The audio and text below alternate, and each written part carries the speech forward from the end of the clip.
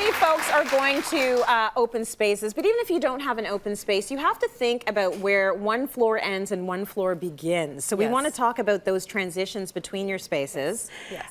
But let's first start to talk about how to make it all work together. Yeah, I mean, I think one of the things is when you're looking at your flooring, you don't have to use the same flooring through the whole space, even if you have an open space, right? It's nice to mix materials and create kind of a dynamic effect. So I've created just 3 quick examples of different approaches. This one, just super monochromatic. Like if you don't like a lot of pattern, a lot of busyness underfoot, go for a monochromatic plan like this. I love this one. It feels very serene. Yes. You've got your beautiful wool sisal from LT, which feels like a Berber almost. This monster flooring like white oak and then a limestone. And you can see how they just come together beautifully. There's contrast, but they still look similar. They still work. This is it's gorgeous, a very the neutral different palette. textures. If you, on the other hand, are a bit of a drama queen, right? And you want lots and lots of, I have a feeling, anyway, and you want more pattern underfoot, you can have so much fun. And there's so many great tiles on the market right now. You've probably seen these before, the cement tiles that have these great patterns. But then I think it's nice to pair them with a little bit of a neutral, like this hardwood, which is in that very in-between tone. Kind of, it's very classic as well, going to last forever. But then the carpet gets a bit more zingy. Right. So this is the way you bring your patterns together. You kind of think of it like mixing fabrics. Absolutely. You have a solid, you have a floral, and you have a stripe, right? Lovely. So you can make that work.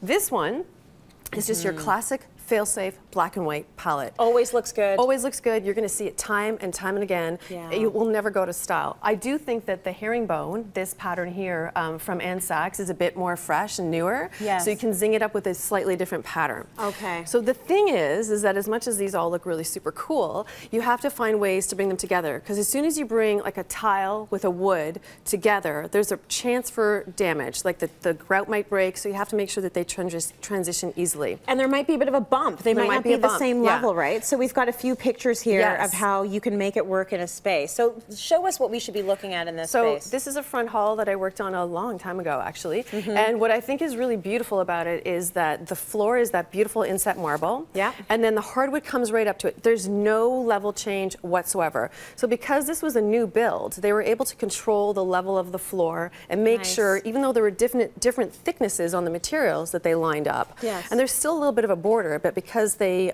stained the wood all the same color, you can't see it. That's ideal. So that's the ideal. That's why I wanted to show you that. But if you live in an older house like I do, you don't always have that opportunity. No. You might be in a situation where you have the cutest cat in the world. Yes. What's the name of your cat? My cat, that's my cat Z. Oh, Z. And he's like my chubby cat. I love him. So cute. So you can see here that we have a tile that's my front hall. Yeah. And then the threshold, which is what you call that piece, is wood. They're on a slightly different level. But because that threshold's right in the doorway, it doesn't really matter if there's a little bit of a change. But just a little bit. It changes direction. And you know, Z likes it, so it's all good. So now you have a situation where you're going from carpet to hardwood again. So you can do the same thing. This is a case where we actually renovated this room. That's my bedroom, where the carpet is. I love wall-to-wall carpet in the bedroom. Yeah. But there was a bigger level change there because the floors were completely uneven. So it's just a little ramp. It's just taking the wood and sort of putting it on a bevel, and you can ease it into there. And you don't notice them after a while, right? No, you don't. Yeah. You get used to it. So here we have marble. Yeah, this is marble. So this can be a little bit tricky. You need the threshold there, and that makes it look so neat and tidy. It makes it look really neat. You can't imagine those tiles running right into the carpet, right? Yeah. So I brought in a couple of examples. Like you can buy thresholds at most home supply stores, hardware stores, in pre-cut lengths, like 36 inches or 24 inches to fit in your doorway. The marble ones are pretty great, and they look good in most situations in the bathroom, I feel like. Very nice. Yeah.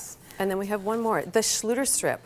The Schluter strip. So if you have a situation where you're meeting tile with wood, right? Yeah. And you want a more contemporary look, there's this thing called the Schluter strip. This is a really short piece of it, but this is how it works. So you just line your tile up on the edge when you're installing it, and then your wood would bump up right against that. And you get a super clean edge. It sort of disappears. It's a more contemporary look. I do have an example of it in situ, and I think when you do a wood threshold, it's much more traditional. Yes. But if you're into contemporary, like the shot we have, this is a good alternative. It's nice because it's just that thin little strip that's going to make the difference. Like you can barely see it. It's between the tile and the hardwood there, but it's a tiny little strip that divides it and just makes it look all neat and tidy. And it's super easy to do for the installer. Well, we know the neat and tidy is what you designers are all about. Yes. It must look perfect, but that's what we all want. That's what we all want in our homes. A little bit of perfect. A little bit of perfect.